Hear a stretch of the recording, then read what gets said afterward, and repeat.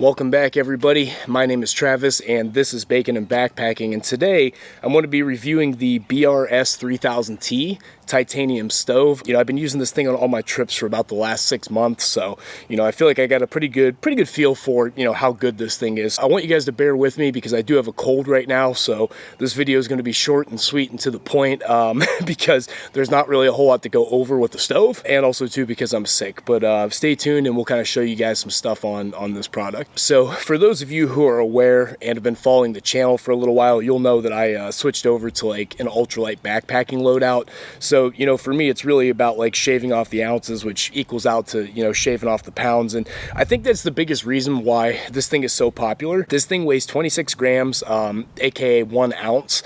So it doesn't get much smaller, much compact, and much lighter than that.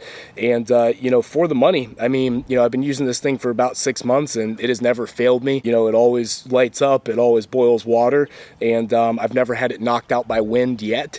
I've had this thing down to, I think, about 17-18 degrees Fahrenheit is the lowest temperature that I've boiled water in up to this point, and it worked just fine. So for 17 bucks, pretty hard to beat it. So since there's not a ton of stuff to talk about on a $17 stove, I'm just going to go ahead and show you guys like my entire cooking set, just so you can get a feel of like how minimalist you could actually be on trail and still have everything that you need to cook all your meals. So let's go ahead and start off. I mean, this is my entire cook set right here. Everything is in here. So this is the Toaks 750 milliliter pot. This thing's pretty cool. I used to have like bigger pots, like a 1.1 liter. I've had like a 900 milliliter, stuff like that. But this 750 milliliter is plenty big enough. So inside here, I got a small gas canister.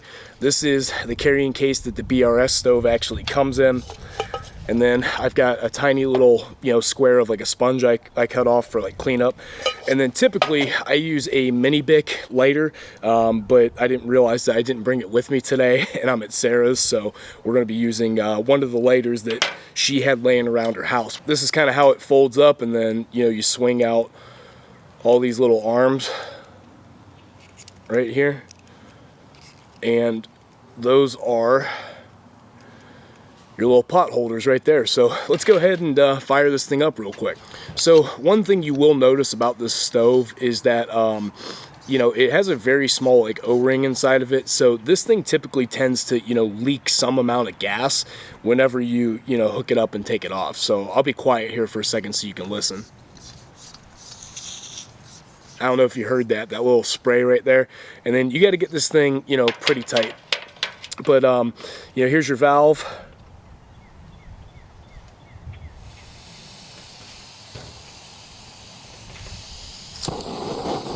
And there we go, she's lit. Now there is a little bit of wind out here today, so if you hear that thing cutting in and out, that's about how it's going to be whenever you're actually out on trail. So as far as boil times go, I mean, it's pretty standard compared to other products on the market. I haven't noticed it being exceptionally fast or exceptionally slow, but I've never actually had it burn out on me during a boil, and it always gets the job done. Well, like I said, short video, straight to the point, not a whole lot to go over with these things, but I guess, the final question would be, do I recommend this thing? The reviews on Amazon, some of them say that it's so cheap that when they turned it on that the little pot holders just melted and fell off. I've had this thing running on full blast for many minutes, like 5 minutes at a time, just testing this thing. And, at no point in time did the structural integrity start to fail or anything like that. Now, being that it is like a mass-produced, what I'm assuming, is Chinese product, it wouldn't surprise me if, some people got some lemons in there.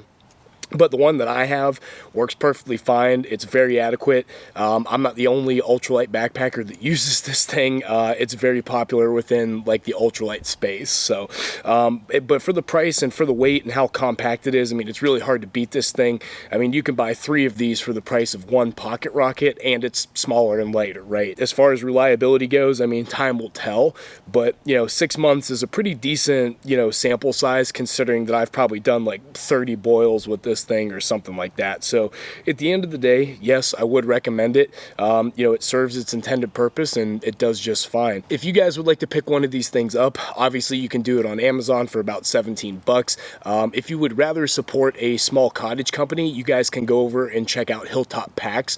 They stock these things as well as a ton of other, you know, custom ultralight gear that I take on, you know, on all my trips. So if you guys want to go check them out, I'm going to go ahead and put a link down in the description box below. Go ahead and click on that link. If you decide to, you know, buy one of these or some other gear, it supports the channel. It helps support a small cottage company, and you know, you get a discount as well too. So go on over and check them out if you're in the market for one of these or, you know, some other ultralight gear. As always, guys, you know, thank you so much for tuning in. You know, if you want to see more content, I do, you know, more gear reviews. I of course do a ton of backpacking trips. I actually have a trip coming up this coming weekend, so I'm going to be recording that. That video will probably release next week.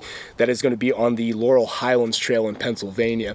So if you guys like this video, go ahead and give it a thumbs up. If you want to see more videos like it, go ahead and subscribe, and I'll see you guys in the next one.